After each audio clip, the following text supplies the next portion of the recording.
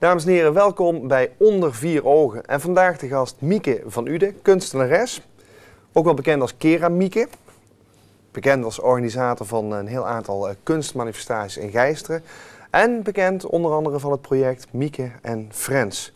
Ja. En daarover later wellicht nog wel iets meer. Maar Mieke, ik wil eigenlijk met je terug naar je jeugd. Uit wat voor gezin kom jij?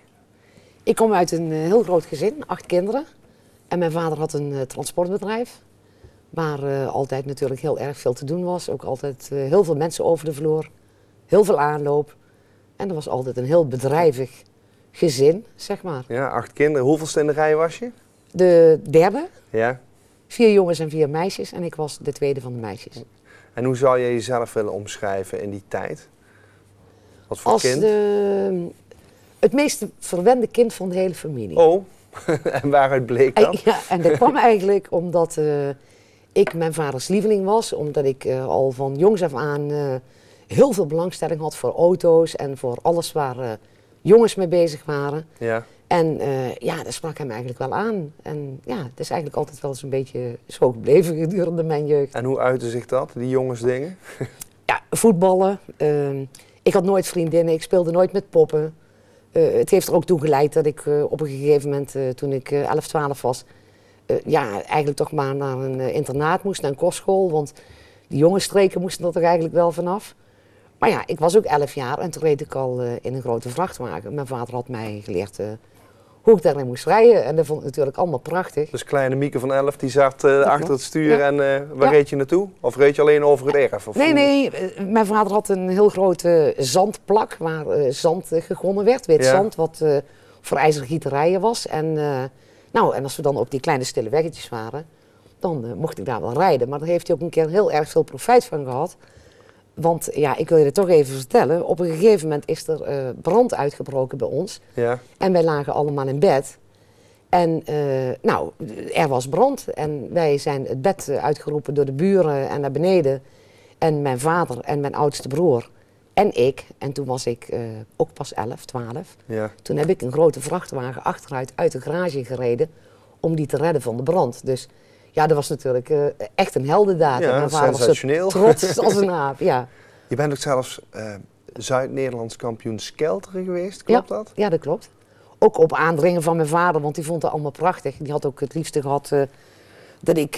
Maar hoe word je dat? Wat moet ik me daarbij voorstellen, zo'n skelterkampioenschap? Nou, mijn vader die had een paar skelters gebouwd. En eigenlijk waren er over het algemeen jongens. Ja. En ik zat ook in de ploeg, want we hadden een Van Uden ploeg. En dat was in die tijd was dat in allerlei dorpen werden skelterraces georganiseerd. En die ging dan nog op grote schoolpleinen met van die strobalen voor de veiligheid en zo. En ik deed er altijd in mee. En ik heb er ook solo races gereden. En de heeft van Brabants kampioen heeft me dat gebracht naar Zuid-Nederlands kampioen. Ik ben 3 keer Brabants kampioen geweest en ik ben 2 keer Zuid-Nederlands kampioen geweest.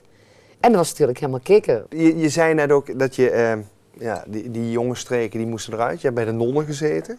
Lijkt me eigenlijk best lastig voor zo'n kind als jij omschrijft om in zo'n keurslijfomgeving te zitten. Ja, dat was ook wel een beetje lastig.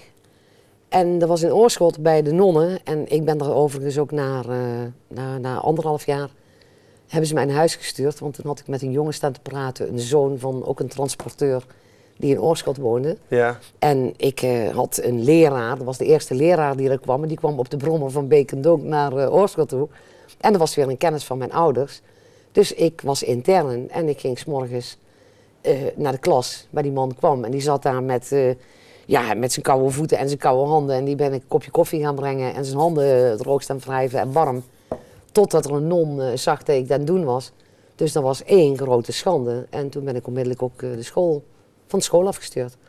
Wij woonden in het dorp in Mariahout, waar ik grootgebracht ben, naast de school en de kerk, de pastoor. En mijn moeder is dus naar de school gegaan en die heeft tegen het hoofd van de school gezegd, waar de pastoor op dat moment catechismusles aan het geven was.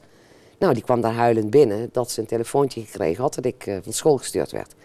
Je kunt je voorstellen, in zo'n dorp is dat 1 grote schande als je midden in het jaar daarvan afgestuurd wordt. Nou, en toen heeft de pastoor bemiddeld, zo mocht ik weer blijven.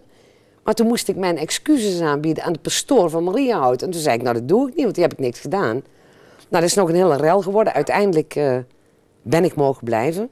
Aan de leuke dingen mocht ik een aantal maanden niet meedoen. Nou ja, goed, oké. En toen heeft mijn vader me toch bij een vakantie met Pasen geregeld dat ik er vanaf kon en mij naar huis gehaald.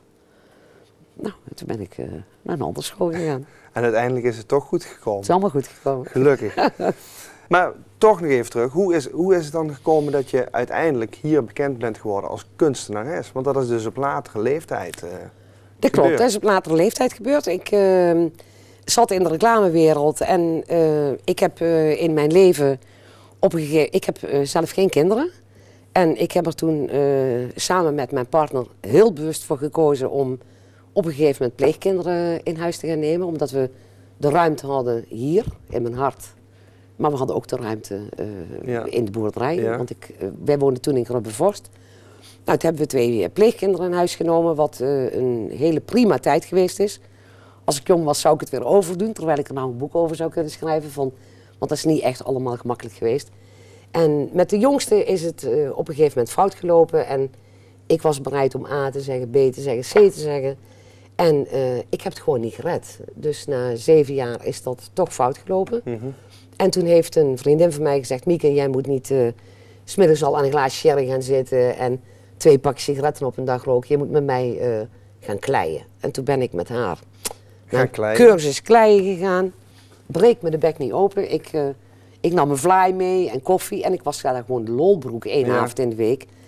Maar naarmate ik daar langer mee bezig was, toen vond ik het eigenlijk toch wel leuk. Want ik ging maffe dingen maken, want ik had niks te verliezen. Ik vond het alleen maar leuk.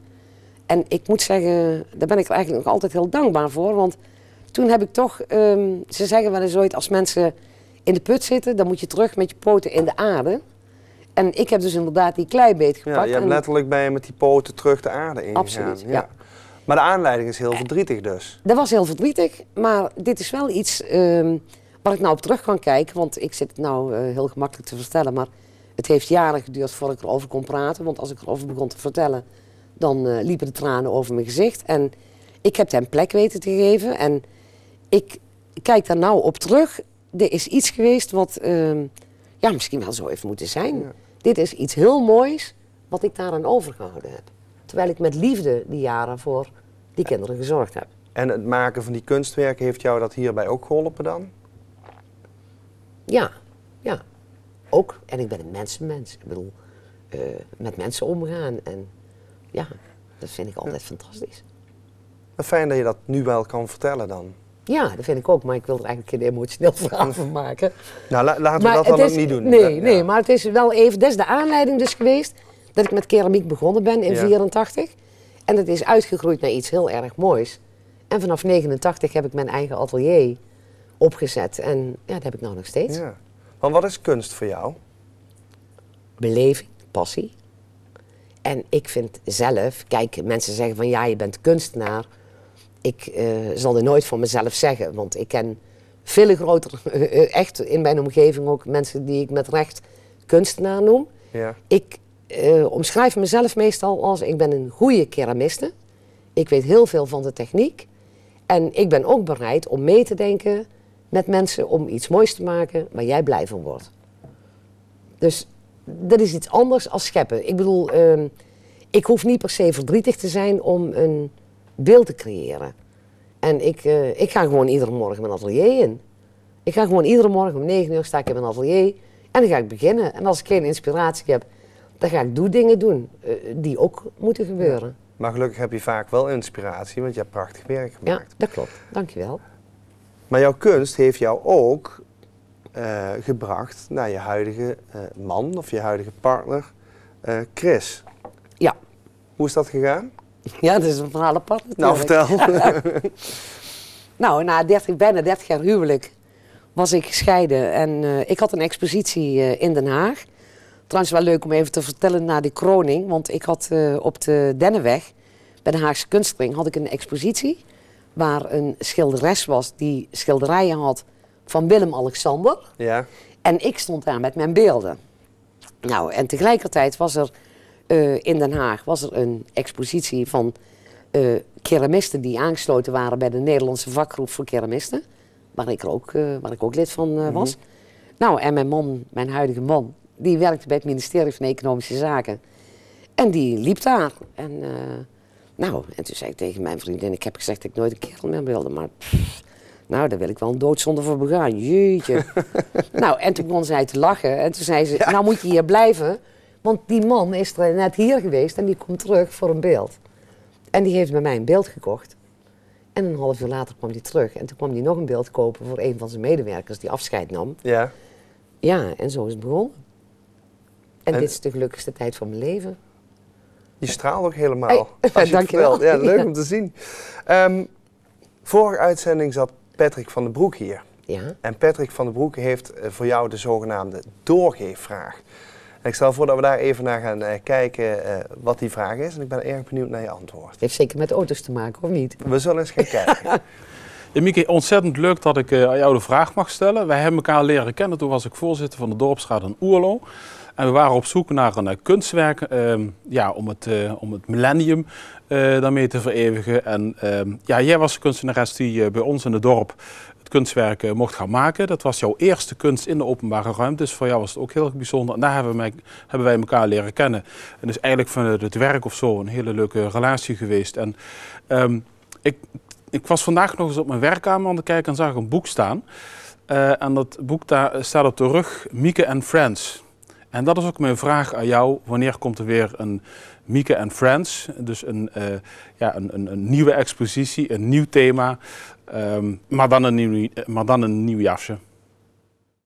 Jongen.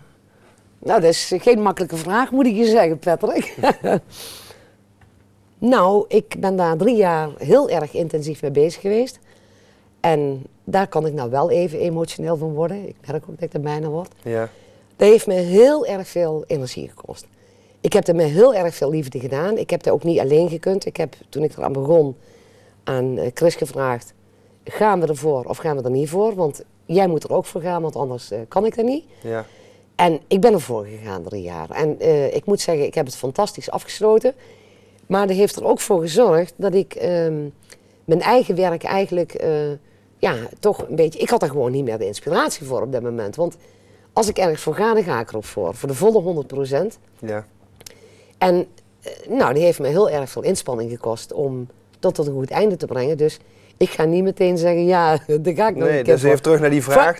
Zie je? Er komt voorlopig geen vervolg. Nee, voorlopig niet. Maar ik hoor je wel zeggen dat je weinig tijd hebt gehad voor je eigen kunst. Ja. Maar die tijd is er nu dus wel weer. Die is er nou weer wel. Je bent dus niet met pensioen of zo. Nee, zeg, hallo. Want waar ben je nu mee bezig? Ik moet wel zeggen dat ik het wat rustiger aan doe. Ik heb ook het afgelopen jaar, we hebben best wel wat reizen gemaakt en zo. Ja. En dat vind ik ook heel erg fijn. Ik wil ook meer tijd vrijmaken dat Chris en ik erop uit kunnen gaan. Omdat hij wel met pensioen is. En goed, ik heb toch een rijke vent die is met pensioen. Dus we moeten er gewoon van genieten als je om je heen kijkt. Ja, en je leest het elke dag in de krant en ik hoef maar in mijn eigen omgeving te blijven. Mensen vallen zomaar uit en er gebeurt wat. En wat ik net al zei, dit is de gelukkigste periode van mijn leven. En ik wil zoveel mogelijk fijne en leuke dingen doen met Chris samen. Want 1 plus 1 is 4. En geeft jou dat dus ook inspiratie om weer nieuw werk te maken? Ja, dat geeft me ook inspiratie om nieuw werk te maken. Ben je op dit moment met iets bezig? Ja, en dat is wel heel leuk om nog te vertellen wat Patrick vraagt over Mieke and Friends. Dat hele project Mieke and Friends heeft ertoe geleid dat ik nu met Pinksteren schilderijen in combinatie met mijn beelden, wat ik in het verleden nooit gehad heb. Ja. En dat is iets wat ik gekregen heb van andere kunstenaars die ik betrokken heb bij dat project. Ja. En daar ga ik een aantal nieuwe dingen van laten zien. Dus dat is iets wat ik het afgelopen half jaar gedaan heb. Maar op het moment dat dit uitgezonden wordt, zijn die werken er nog steeds. En we zullen ze gaan bekijken. Oké. Mag ik jou heel hartelijk bedanken voor dit gesprek. Graag gedaan, Rob. Oké. Ik vond het heel bijzonder. Nou, dames en heren, dank u wel voor het kijken. Dit was de laatste uitzending van Onder 4 Ogen voor dit seizoen. We gaan lekker vakantie vieren en we hopen straks in het nieuwe seizoen weer bij u terug te zijn. Dank voor het kijken. Tot ziens.